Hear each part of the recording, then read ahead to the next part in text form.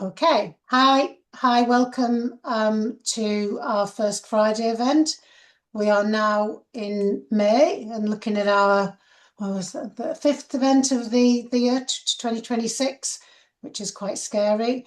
And we're talking today about all things to do with recruitment, franchise recruitment in 2026, looking at what's new, what's different, what's happening in the sector. So I'm delighted to be joined by my co-hosts in crime, as it were, Simon Wise and James Dobson, who are going to be contributing to the session today. And then we're going to be doing our usual open to the questions from the Zoom. And we've got some great guests who've joined us as well. We've got Ed on the call, who's also, very much involved in franchise recruitment and has been actively putting out some good stuff this week. So just a brief summary as an introduction from me. What's happening in 2026? High levels of interest in franchising, lots of activity on the web. There's lots of discussion around the impact of AI on the job market and the threat of potential redundancies as a result of that. Lots of information and lots of changes in terms of how AI is impacting upon how franchisees carry out the research. And as a result of that, and again, alluding to something that's going to be mentioned later on, franchisors need to be adopting a multi-channel strategy and what we've called a multi-touch strategy, which is basically nurturing prospects through the system in a variety of different ways with a variety of different messages and making sure that people continue to receive, good, valuable and valid information as the recruitment process progresses. There's also a new breed of franchisee or potential franchisee that's entered the marketplace, and it's again deemed that there's a difference and a switch to some degree in people and their activities and their actions from the pre-pandemic profile. And we're seeing more people coming into the sector looking at franchising who are mid-career, financially prepared, and potentially looking to leave corporate roles and come into the franchise sector voluntarily rather through, enforced redundancy as we've seen in the past. And the people that are coming in through those routes more research driven, so they're using tools on the internet, they're doing a lot of research before they talk to people. The values driven, as in they are looking for an alignment of values with the franchisor and the brand, and they're very much brand aware, so they are driven by and focused towards the values that the brand holds as well. And I think something that's very significant in terms of the change in the recruitment process is because people are coming in and they are more informed about franchising. They have a lot more understanding about the structure of franchise systems, what's involved, what the offer is. They expect clarity from the franchisor at a much earlier stage in the process. So again, in terms of messaging and communications, in the past, historically, a lot of the information that was passed out was about franchising generically and how it works and what's involved. To some degree, we can either assume that that's already a given, or we can certainly minimize the amount of time and information that's spent on covering some of the key factors, because that information is just on the web and people can expect it. What we've got to focus on is the clarity that we give and the messaging from the franchisor at a much earlier stage in the process, and make sure that those messages are very easy and simple but effective in terms of engaging with people at an early stage. So going on to the point about the multi-contact campaigns that people now need to have, I want to ask a question to the Zoom, and I'm going to stop the share just so we can look at it.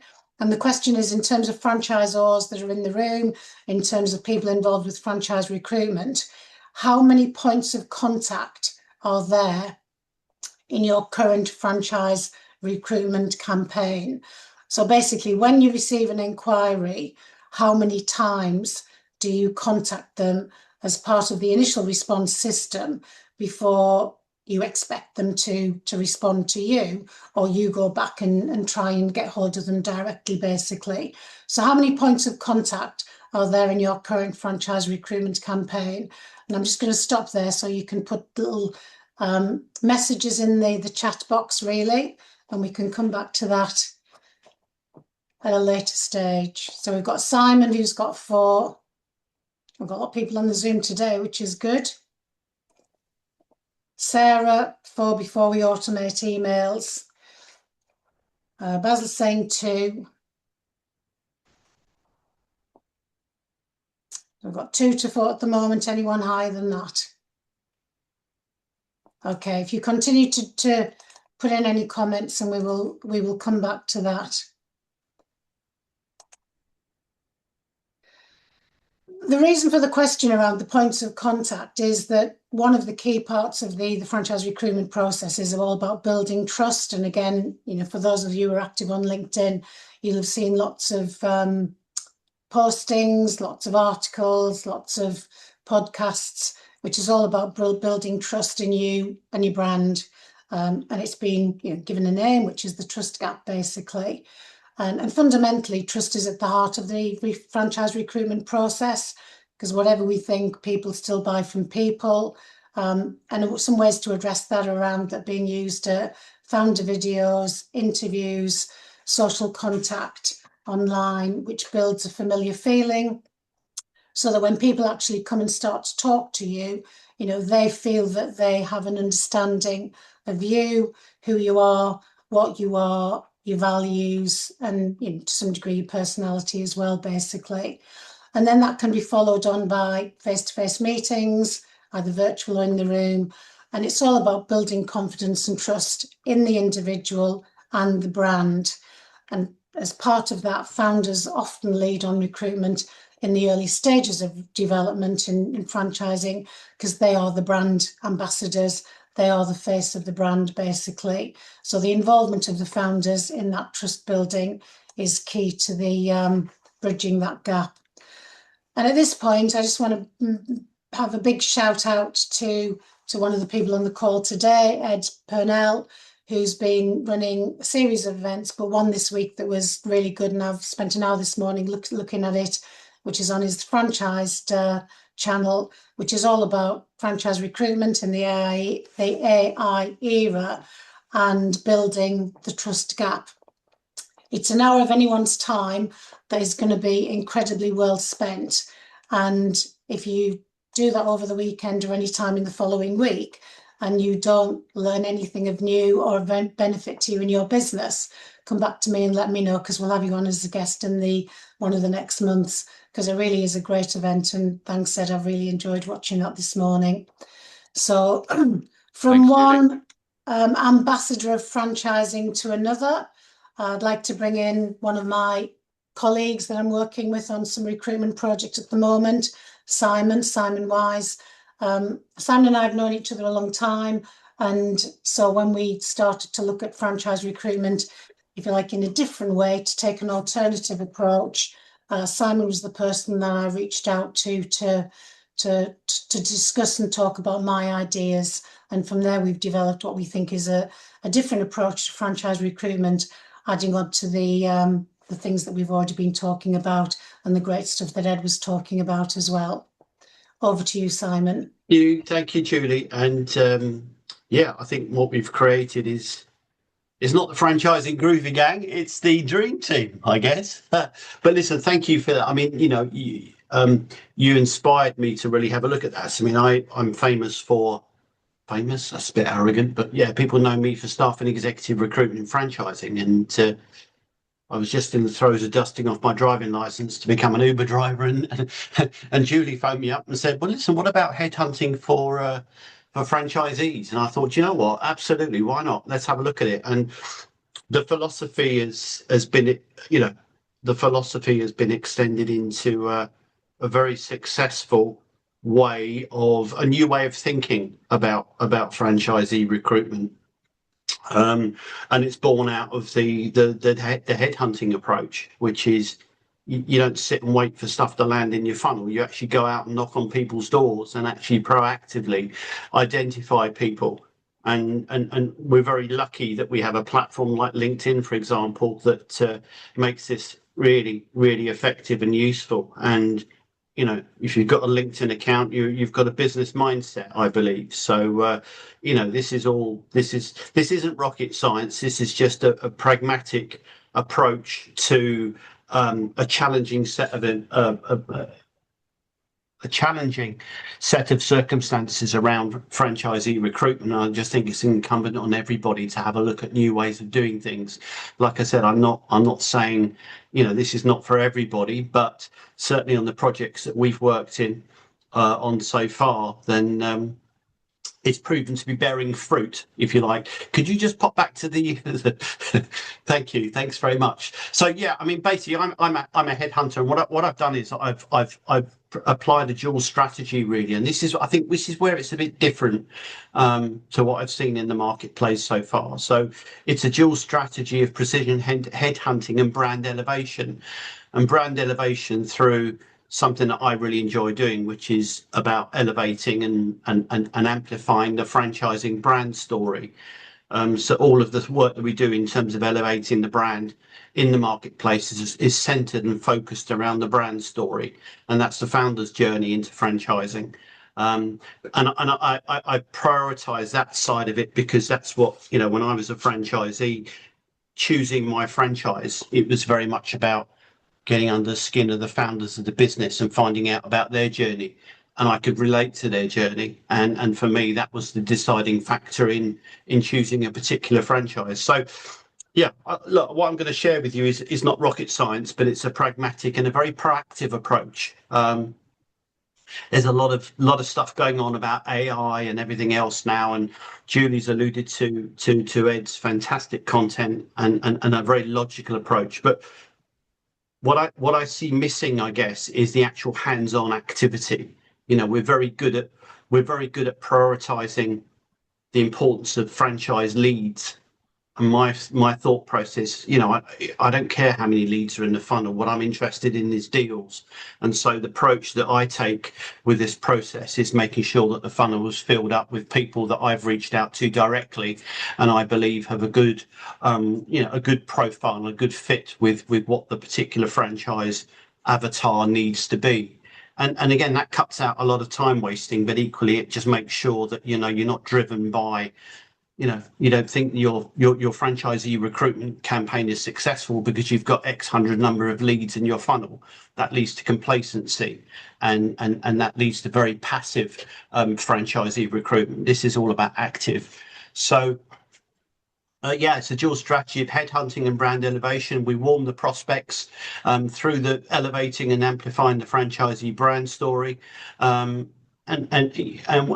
we drive them into the sales funnel once they've, once we've identified the type of people that we want, and obviously their connection to the franchising brand story as well. And as I said, the approach that we've put together as a dream team is all about deals and not leads, like I said. And that's the same philosophy I have as a staff recruiter as well. I say to people that don't engage me if you're looking for 50 CVs. That's not what I do. I do search and selection. So I will put together a small number of targeted, competent franchise professionals, and it's the same philosophy here really. So again, not rocket science, but maybe just a slightly different way of approaching it, a very active way of approaching franchisee recruitment by identifying who the people are and actually going knocking on their doors. And if you can move to the next slide please, Julie, that would be great. So really, it's about profile targeting, intelligent profile targeting and brand elevation. And obviously, before you even get there, you've got to know who you're looking for. In a project that we've been working, it was quite clear that it's going to be more attractive to existing multi-unit, multi-brand owners. Because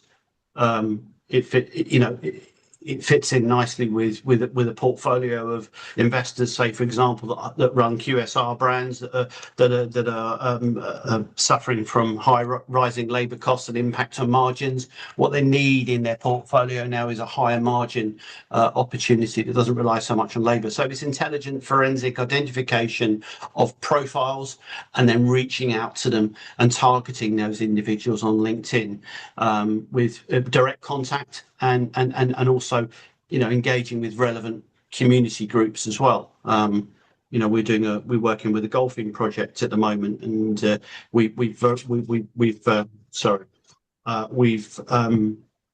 got a presence in all of the golf groups on LinkedIn, for example. So we're getting some good traction there. So it's honed in precision targeting.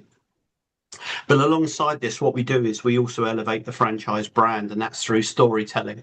So we invariably start the campaign by doing a franchising brand stories, something that I learned from my interactions over COVID and working with people in the United States, where it was all about the brand story. That's what people want to hear about. They want to hear about the journey.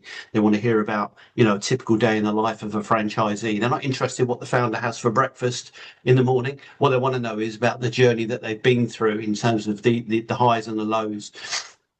So yes, strategic storytelling to really position the franchise brands as an effective, attractive, and growing, and really create this inbound demand from a very defined avatar. So we're delivering people into the sales funnel, not in hundreds and thousands, but in tens and twenties that are engaged with us already, that we're already engaged with, and they're hungry for more information because we've done the research and the legwork to know that they have a real interest, a keen interest in the business.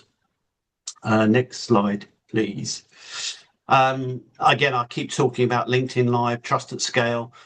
The anchor for everything that we do in this approach is the franchising brand story, to share the brand origin and the long-term vision, to explain the commercial benefits of the franchise brand and define what makes a great franchise brand. So you're building credibility, authenticity, and an emotional buy-in at a very, very early stage. And this matters because founder-led story telling dramatically increases trust, and it is the trust gap, and Ed was very eloquent in that, and it is about trust. I mean, you're obviously when you're buying anything, you're always looking to think, well, where's the rub, what's in it for them and versus what's in it for me. So storytelling creates a human connection before you even have commercial conversations, and I think that's the one thing that I see as well as a mistake. People engage with people, and all of a sudden, boom, here's the financial projections, and this is how much you need to invest, and this is what I build a relationship, start talking to them and finding some common grounds. And our call to action is simple, really. It's about putting them into an engaged community. And then we start the process, because look, AI is brilliant. AI is fantastic, but is it going to close the franchise deal for you? Is it going to get the deal secured and over the line? No, it's not. It's going to fill your funnel up with lots of leads. But what I'm saying here is, it's the call to action, is the human factor, which is really important here. And that's our job as a headhunter. It's really to get people, to engage with people, to build relationships, and ultimately to get them across the line. And it's very much a qualified recruitment process. Again, I make no bones about it. The live streaming and the live stream event of the brand story is really important to us, because what we then have, and again, this is echoed in what I've heard this week from whatever's saying, is you've got a piece of content that's continually repurposed all the time. It's the gift that keeps on giving, if you like. So you continually make sure that you are pushing the brand story out, using different aspects of the story to amplify short stories and presence on LinkedIn and other social networks, and you're just really building up that credibility and trust. The use of the short form video is phenomenal. It's so important. I like the, I'm not a big fan of studio interviews with lights, camera, polished makeup and things like that. I'm more about authentic, so the live stream, if the dog starts barking or the Amazon man rings at your front door, then so be it. That's an environment that people respond to, that they trust. It's not a polished environment, so that works well. That works well for us. So really, again, this isn't rocket science. It's a bit embarrassing, really, because I'm not bringing anything new. I'm just bringing a more of a pragmatic approach to what I see as an opportunity in your franchisee recruitment approach, and that is to don't go and actively target and identify people, and think about the franchisee avatar, and then go and hang out where they hang out and start to build relationships.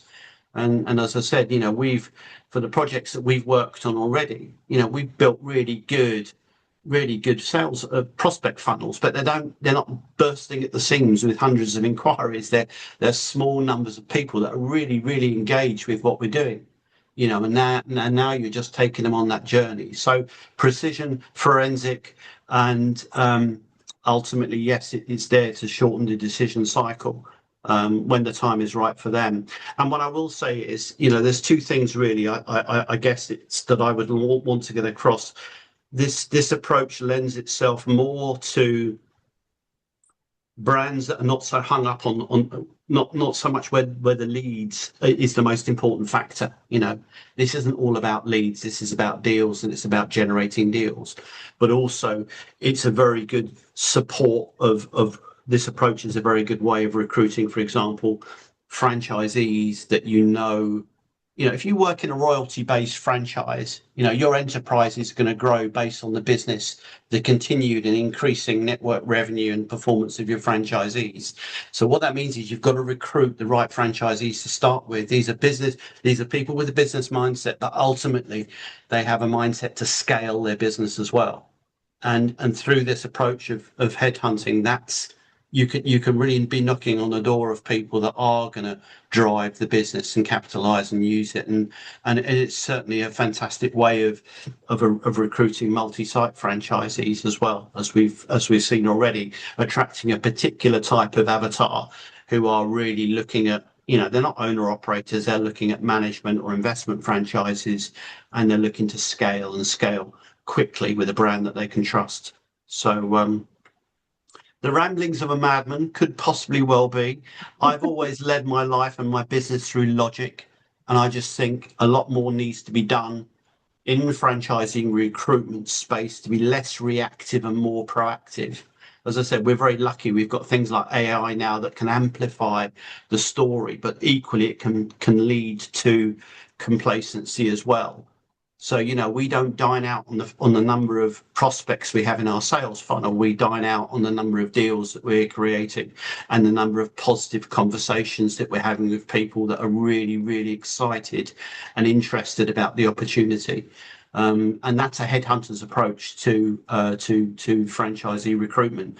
And I'm delighted that Julie made that call and got me to really think about it, and to think about how I could apply my skills and experience into the franchisee recruitment process. I'm not hanging up my hat as a staff recruiter. Don't get me wrong. Before everybody, I still do staff and executive recruitment, but also I apply my skills in franchisee recruitment as well now, and I can't do that on my own. I work with a very, very good team. We've got a brilliant balance as myself, Julie, and James. James looks after all the technology behind the scenes, which greatly supports me in terms of being effective and targeting individuals that I go out and knock on their doors with, and he'll talk to them about that. But it's working really well, and as I said, I'm delighted that I've been able to bring something slightly different to the party. So for that, I'm eternally grateful, Julie. Thank you very much indeed. You're welcome, Simon. So I think, as Simon said, we'll just go on to the James is coming on to talk a bit about the recruitment system that we use, which is franchise based. There are other recruitment systems out there. We've got Mark on the call today, obviously, who's been involved in a couple as part of his journey. And again, it's just to really demonstrate that times have changed. Strangely enough, we've just picked up a project. And the previous company that were doing recruitment were using an Excel spreadsheet to manage the recruitment process. We just obviously couldn't work like that. You know, times have moved on and technology's moved on. And if you're not using, enhancing, working with technology, then, you know, you've been left behind basically. So James, if I could just invite you to come on, Yeah, talk sure. a bit about the tech side, you know, what you do, how you set it up, how you keep us all in line with the technology, and a bit about the particular aspects of the system that we use, a franchise base. Over to you, James. Thank you. So I'll keep it fairly short on the software side, but we can open up for any kind of questions afterwards. But in a nutshell, franchise base is software, kind of two strands to it. So there's the managing your network side of the software, and then there's the recruitment side that we're talking more about today. So the idea really is being able to bring all of your kind of sources of inquiries into one place with one platform. So it's a bit of a CRM mixed with a bit of kind of email communication, text messaging, and being able to create these kind of automations that are going to let you get kind of consistent messaging across to everybody that kind of passes through that system. And then with some of the newer kind of features that are being developed now, things like landing pages, with all of the analytics and everything like that goes with those, that's all being brought into the system as well. So where in the past we've had all of our sources, which were maybe your website, a range of franchise directories, paid advertising, social media, all of those sources that were kind of the first level of bringing those through. We're kind of expanding that so that now things like landing pages can be created within the platform. So it means in terms of a new campaign, or we start working with a franchise to support on the recruitment, we're able to just kind of start immediately. There's no kind of there's no requirements there in terms of, you know, we need access to this, or you're working with this designer, this developer, this agency. We're kind of able to just kind of begin planning out a campaign that can touch on all of those different sources, as well as creating our own campaigns for paid advertising, which link through to the landing pages, and then bring everybody together into the CRM and have that kind of consistent communications and messaging that goes through the system. So once they come into franchise base, from there, and I think that's something that Simon's definitely helping to kind of help develop the direction of the kind of features that are on the system, and with the new features and development of it, is kind of looking at that engagement level, because that, when that's being kind of looked at very closely and monitored and followed up and nurtured on a day-to-day basis, you really want to know who is engaging, who's looking at the material that you're sending, and being able to see that at a glance, and not just from one source, but across all of the material, and to be able to track that engagement from the start. So where they came from, how they're engaging with the material that as it goes out, and then everything that follows that with the ongoing nurturing and communications that follows. So it's just, more and more kind of data, more and more touch points, and just being able to collect all of that information to aid in recruiting the right kinds of people, really. Okay, thanks, James. We'll come back to James in terms of the tech stuff at the end.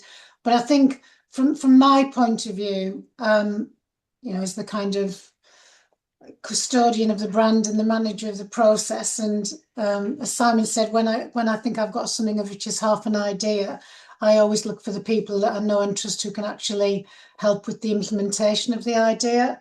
It has been referred to as delegation, but there we go.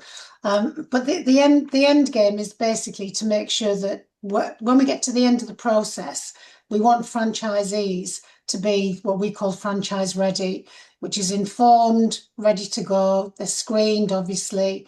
They've got full understanding and they're on board with the business and the values and the system. And we've developed that knowledge and that trust. And and they like that what they're going to do basically. So this is absolutely, if you like, not a sales process in terms of this is selling, a business to anyone. This is about making sure, as Simon said, that it's focused, it's bespoke, it's targeted, and it meets the whole requirements that we as members of the BFA and ethical franchisors in our time have always tried to achieve. But I think what it's also doing is it's bringing a new dimension to the franchise sector. And so we've talked about the work that Ed's doing, and we've got Ed on the call today that can answer any questions about the approach that they're taking. And we're trying to push the boundaries as well in a different direction. So we're potentially either bringing people into the sector who may not have thought about franchising, or we're re-engaging with people who are already in the sector. But again, it's all done in the kind of way that at the end of it, the franchisees as they come in are entirely ready, informed, and basically, suitable to become franchisees for that particular system. So as Simon said, the good thing about a live post is you always get someone ringing on the doorbell and knocking on the door. So that sounds like a delivery. So I'm also cheap as well, Julie, let's be honest. But you know what? I just wanted to add something there, because the component parts of what we do are really important. I'm proactive. And the work that James does means I know who to focus on, because I can see the levels of interaction. How many times do you stare at a spreadsheet and you think, who is actually engaging with the content? So my time's a valuable commodity. So what I do is I focus on the people that I know are genuinely interested and engaged in the process. And then that builds up a really good level of rapport and ongoing communication, for sure. Right. Ed, I want to bring you in here because I'm just looking at the answers. I'm not sure. I think you might come in a few minutes later. We were asking about engagement and the number of touch points in the recruitment process. And we've got 4, we've got 4, we've got 4, we've got 2. Oh, we've got a question, how can I access Ned's content? That's there it is. It's on to access. Ed, you had a really great series of stats on your podcast that I was watching this morning, which was from, I think, the BFA conference, in terms of how many times people look for information, engage, and ultimately, want to reach out before they make contact going through the recruitment process. Could you just refresh my memory what those figures were? Yeah, sure. So they're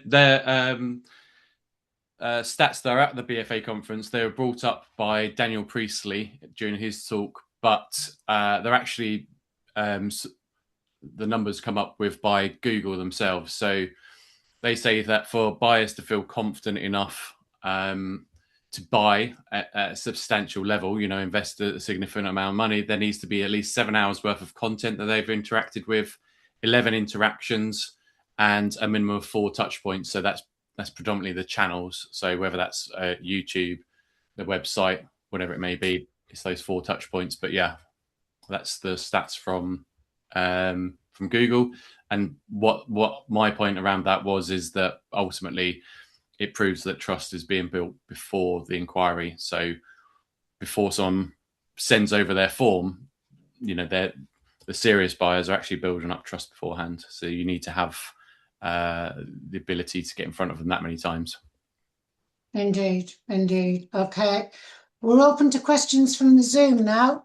So anyone would like to kick off? We know we have Chris Wotton's normally on the call, Poppies, and he always has a question, or Simon has a question, but obviously Simon's been part of the... I'll ask myself a question. What are you doing? Simon's been part of the show today, so... Do you know what? It's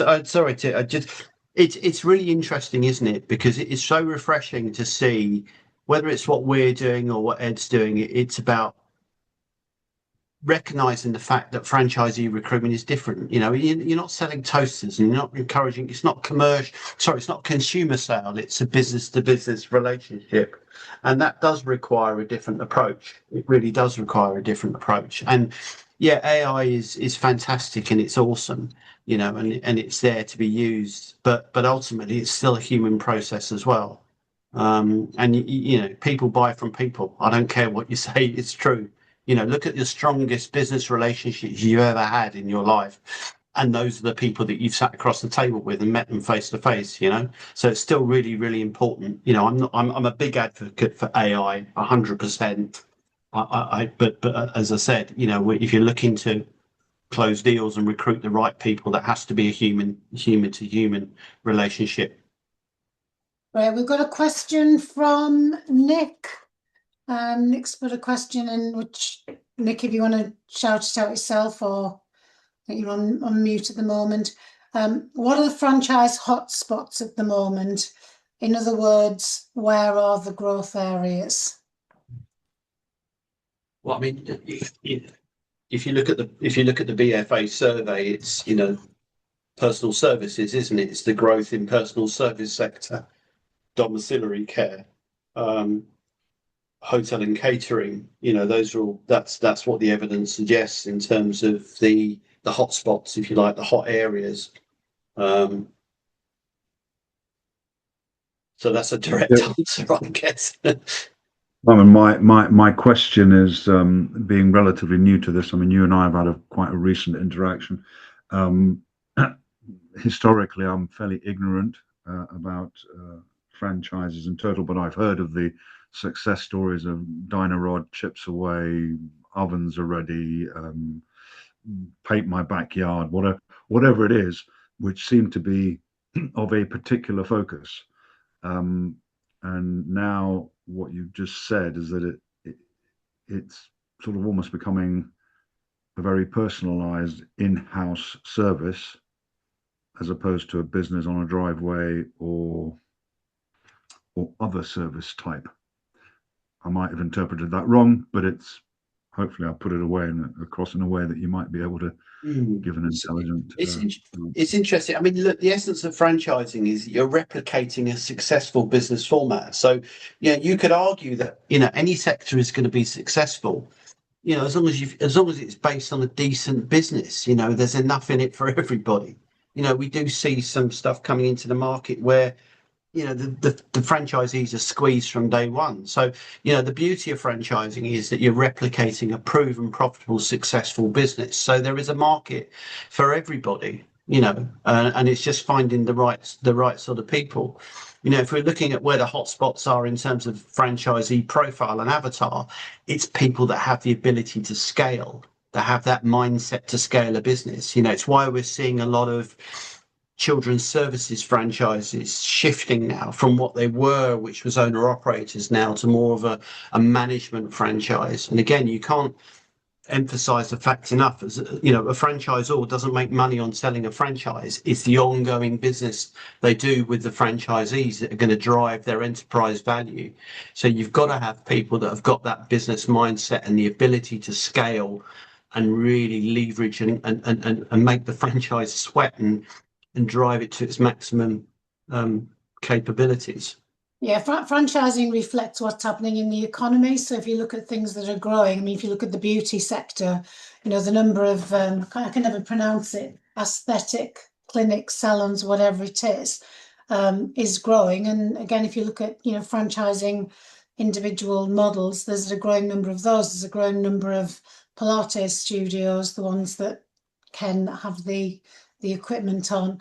There's a growing number of leisure to some degree services, in terms of leisure is becoming, you know, increasingly important, albeit to some degree being squeezed by the economy at the moment.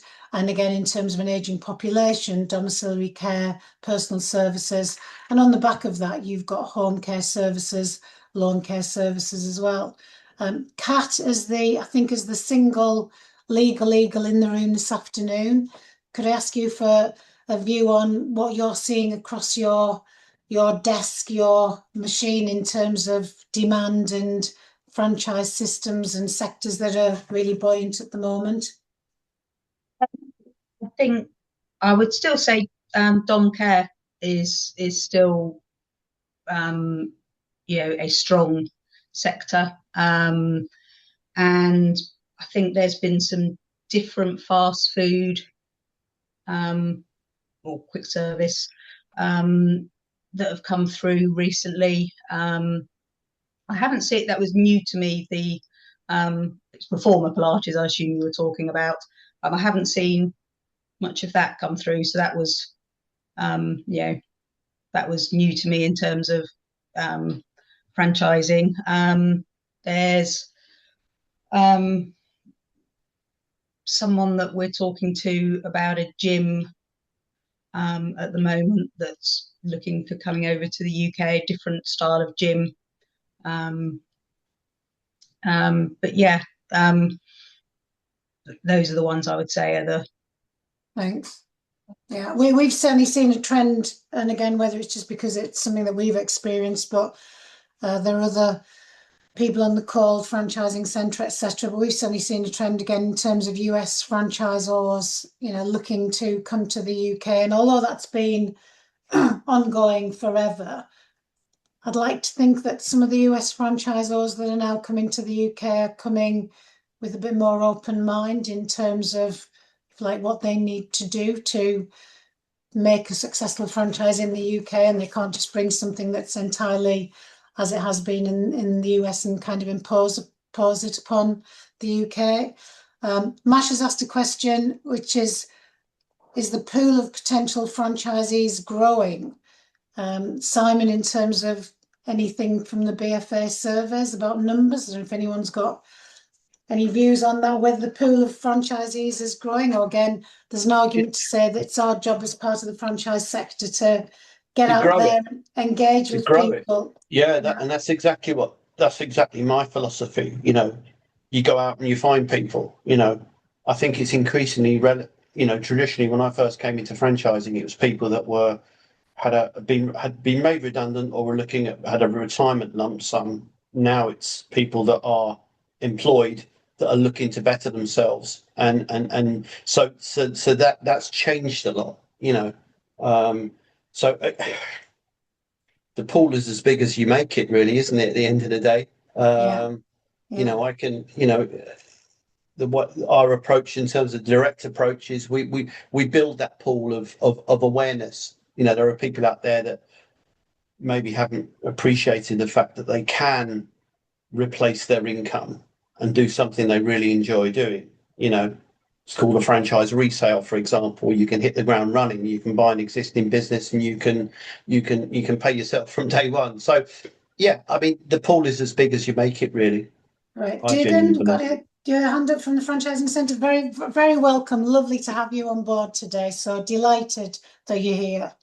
No, thanks, Julie, for hosting this. I think it's good. The more conversations we can have, the better. What I'd like to say is we consistently work with around 20 franchise brands in the UK, helping them with recruitment, and so I have a really good view because I sit at a strategic level across all of those, and we get over 1,000 franchise inquiries a month across the brands that we work with, and so we can see the movement pretty well.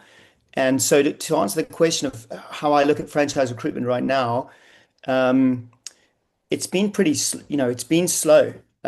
We thought last year that there was going to be a resurgence, and inquiry numbers were going to be boosted. It didn't happen as quickly as we expected, and then things started happening, wars and stuff like that, and price of fuel goes up again, and it creates a bit of a cooling off in terms of inquiries again.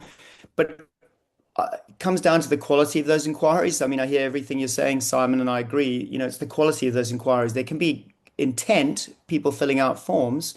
That doesn't mean they're going to intend to sign a franchise agreement anytime soon. And so we're seeing maybe more inquiries now, but the activity beyond or behind those inquiries has dropped off. So the engagement levels are less.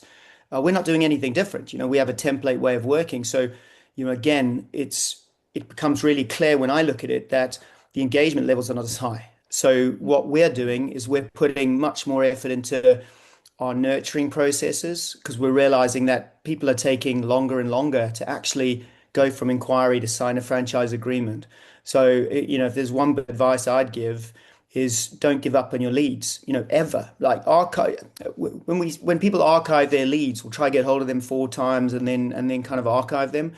I'd recommend just never archive them. Just keep nurturing them, even if that's through email marketing, the odd text message and things like that. If they opt out, they opt out. But people get into a different place in their lives, and then suddenly they just come out of nowhere. And within 2 months or even a month, they sign a franchise agreement. We see it happen more and more.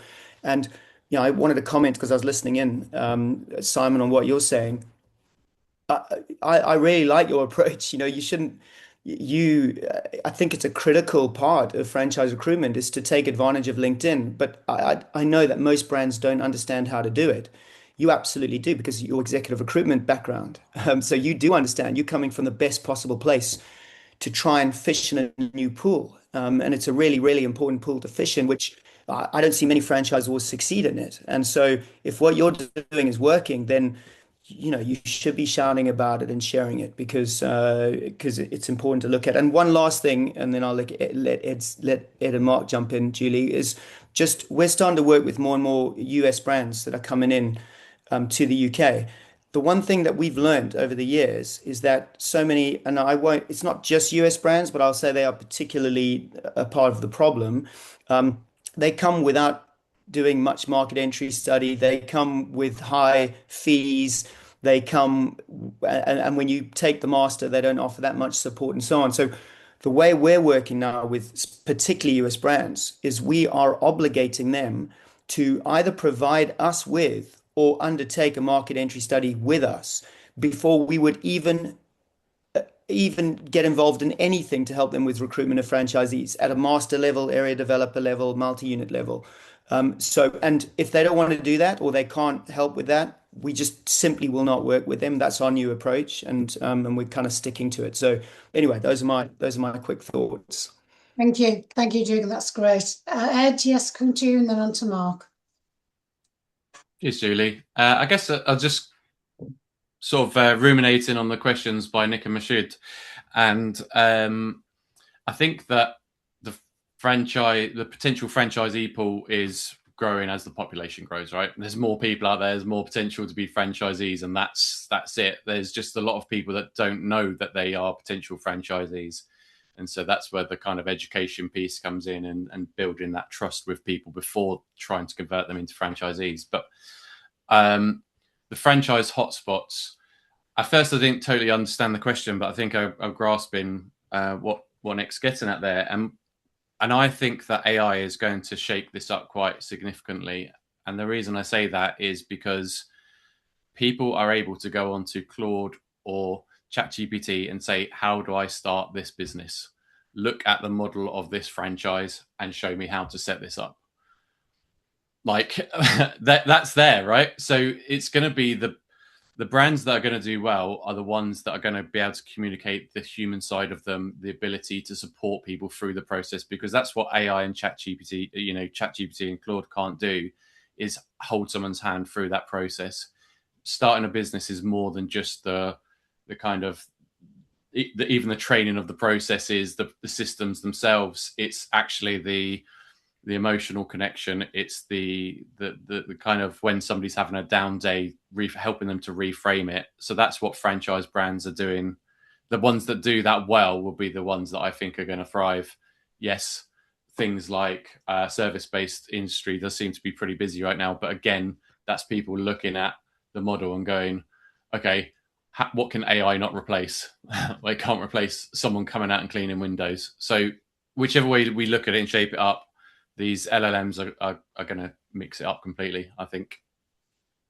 Thanks, Ed. Mark? Thanks, Julie. Thanks, everyone. Probably I'm pleased to say I managed to get my camera working eventually, so you'll be very pleased to see what I'm wearing as well, which is also especially for you. There are no words. Today. There are some, actually, but I won't use them. No, that's right. It's I mean, some of you here have been around as long as I have, so I think recruitment and franchisees and the type of franchisees has changed quite a lot over over a period of time. So I remember coming into franchising in the late 90s, and there were very, very, very few multi-unit operators. And then all of a sudden, there was this plethora of all the food ones in particular became multi-unit operators, and then moved on to becoming multiple brands as well. So not only did they have pizza, they then had coffee and those sorts of things. So I think I think as well, if you think of franchising is quite a young industry at that point, so it's only about sort of 25 years old, and not many people knew what it was and how it worked. I think what's happened in the last, if you like, the next 20 years, everybody's become more sophisticated. Those franchisees that came to the shows wanted you to explain what franchising was, but they can do that in other ways. Franchisors now know what they're doing, because most franchisors that are established now were set up in that sort of 90s or onwards period. So everyone's sort of learned more in this last 20 years and the previous 20 years. So as a franchisor, you generally want someone that's better than you've ever had previously, because you know franchisors used to recruit people and wish they hadn't, and that used to happen a lot. Don't hear that quite so much. I'm pretty sure it does happen from time to time, but it doesn't happen all the time. And I think one of the other things we're perhaps maybe forgetting, I don't know, or maybe a reminder here, is that the average age for franchisees is sort of late 40s, 50. And so those people that were that age before are now my age. They're sort of 60, 55, 60 or whatever. And they're not perhaps wanting to set up a franchise in these quite unusual times. So then you look back at the sort of now 30, 40, 50-year-olds, and they're quite a bit different to those that have been in franchising for a while. So but a lot of the time, the recruiter or the founder is being involved in that recruitment. Do they actually understand that person as well? But younger people, perhaps as Ed was mentioning there, they're more likely to say, well, I'm not going to buy something else. I'm a maverick. I want to do it myself, but I want to copy it using AI. And there's quite a bit of that you can see even in our industry, where people are using AI or reinventing themselves to promote. So I think there's a whole host of things that are going on that makes it all quite challenging in terms of recruitment. And that's probably just some old guy having a little think around his thoughts as to what might actually have been happening in the last few years. No, I think that's really interesting, because that whole point about AI and people, looking at DIY options, really, one of the key challenges in terms of the recruitment messaging is to get across, at a relatively early stage, hopefully, the value and the benefits from commercially of the franchise system. And the point is, whether you're asking 10,000, 20,000, 30,000 or whatever it is for your initial franchise fee investment, whatever you call it, if that doesn't demonstrate a real commercial value to the individual of that 20, 30,000, then why should they want to join you? But they've really got to understand what it is that they're going to get for that, and also understand what it's going to cost them if they do it themselves. So, we've got people on the session today, and one person in particular who I know in terms of their technology as a franchisor hasn't spent a 6-figure sum, has spent a 7-figure sum on developing their technology, with the benefit of a boatload of funding from the UK government, thanks to that basically. But that's got to be a key messaging in the recruitment process, to say, if you think you can do this for 20 grand, go off and have a go basically, because ultimately, they've invested over £1 million into the technology. So it's those points that need to be put across in the communication system and the recruitment process at a very early stage, because if it's not commercial value, you shouldn't be doing it basically. Anyway, that's my rant from a... I think you're absolutely right. I think the key message, though, is you've got to think differently, haven't you? I mean, gone are the days where you could just sit back and rely on exhibitions and portals and stuff like that. I encourage everybody just to spend one day a week, go on LinkedIn, with your franchisee avatar written down and just go through and identify people and reach out to them. Yeah. And in terms of AI as well, yes, it's advantageous, but create your own narrative. Give people the narrative that is accurate, is based on your franchising brand story, your franchisee testimonials and validation.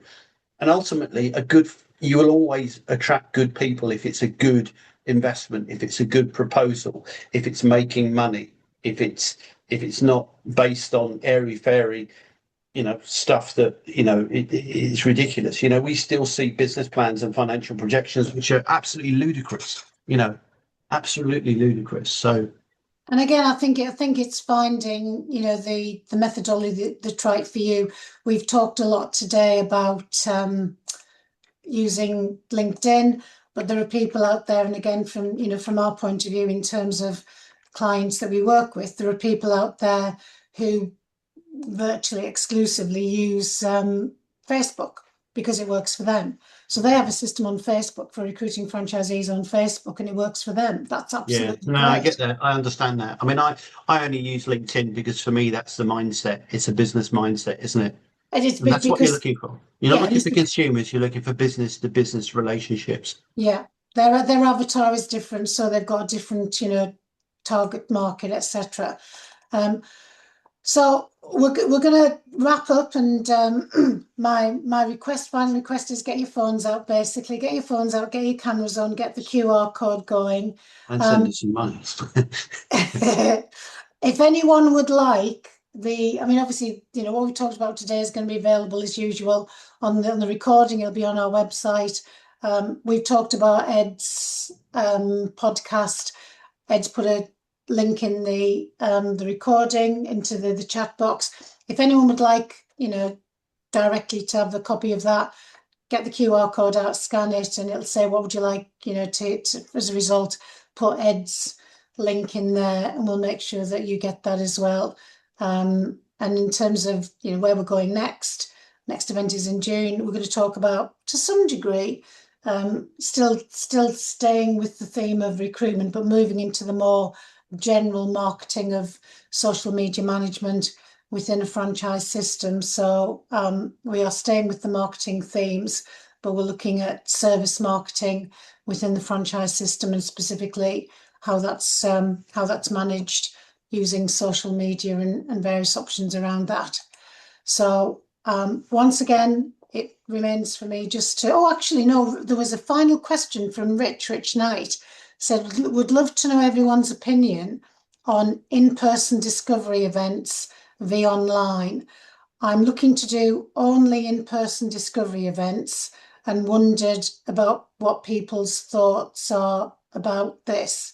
So I'll kick this off to say, if I've understood it correctly, and if you're, Rich, just thinking about doing, when you say in-person discovery events as in the room, then to some degree, I think you're very brave in doing that, because to try and, back in the day, we would all track down to London or get to Birmingham and hold meetings in Birmingham. But I think certainly in terms of initial contact and initial meetings, for me personally, Zoom is the way forward. And having a meeting online, again, Zoom to begin with at an early stage, to start to create that relationship and develop that trust, I think is key to it. I wouldn't expect anyone to go down to an in the room meeting prior to having had maybe one or two at least Zoom meetings, and there'd certainly have to be a good reason to do that face to face as well. So that's my answer. Anyway, Ed, any thoughts from you? For me, it all depends on who the ideal franchisee is, and it's too difficult to answer it as a one-off. I think you need to understand that. I'd need to understand the whole process from beginning to end, because if you're going to try and someone fills in an inquiry form and the first thing you do is get them face to face, you're going to find that tough. But if that's important to you and the type of person you're trying to recruit, that they have to be willing to jump at a minute's notice, then maybe that is the right thing to do, So it ultimately comes down to what does that ideal franchisee look like, and therefore, how do you build that system to tailor it to draw out those qualities of that person, or identify the qualities of that person? Because for Rich, it may well be a case that if they can't be bothered to get off their backsides and come down and meet him, then what's going to happen when things get serious? So yeah, I'm not saying that's the right way or the wrong way. I'm just saying that there's a right way dependent on who your ideal franchisee is, and that might well be it. Yeah, I agree with that. I think also give people the opportunity to ask the questions that they want to ask. Right? It's very easy at a discovery event just to download the information that you think people are going to want to hear, but give people the opportunity to ask questions that they want to ask in an environment where they feel happy and comfortable to ask the questions. Yeah, that's a really key point. Sorry, yeah. I was just going to say, interestingly, that's McDonald's approach. They don't, everyone has to go to discovery first before they will do anything else. Yeah. So unless you come to one of their discovery days, they don't, whether that's the right approach or not is another thing, obviously. But the thing is, Mark, it works for them, which is great, super wonderful. But again, it's about getting an approach that works for you, and a newly launched brand in the market, etc. Without that brand recognition behind it, I would suggest. Yeah, that's different. I think very different. Yeah. I mean, who's the discovery event for? It has to be a two-way process, because as a franchisor, you've got to discover what the franchisee is all about, and vice versa. Yeah, absolutely. So anyway, sorry, it's Rich. I'm driving at the moment, so it might be a little bit noisy. But when I was saying about discovery, it wasn't the kind of one-to-one meeting. It's where we do a monthly webinar, for example, and we get 50 people log on, but 7 of them turn up. My feelings are I've changed that to a monthly in-person meeting at a hotel or offices, etc. That's more where I'm going rather than the one-to-one. Rich, if you've got 50 people attending a webinar, make sure you're following up with them and nurturing them, like Duggan said, because that's valuable. You've got people they don't turn up, Ed. They don't turn up. 7 of them turn up, maybe 4 of them, but the rest of them, they don't turn up. But follow up and find a way to follow up with them, because something might have happened in their life, something might have changed that day. There's a number of reasons. If they're there if they've signed up, there was some interest, but perhaps there wasn't enough at that point to go all in and spend an hour with you. But if you nurture and help to build on that kind of kernel of interest, feeding them with nurture emails or whatever it is, or saying to them, okay, so you can make it, follow us on LinkedIn, YouTube, Facebook, wherever it may be, that interest there might turn into interest further down the line. Yeah, what you could also do, Rich, he's gone now, but Neil Newman was on the call. Neil has a system called Gather, which we use, which was the QR code. And you could use Gather to actually go back and ask 50 people or the 43 people who didn't turn up, why they didn't turn up, and see if there's any trends and themes running through, because it's all about what happened prior to that, and then looking at it to diagnose downstream as well.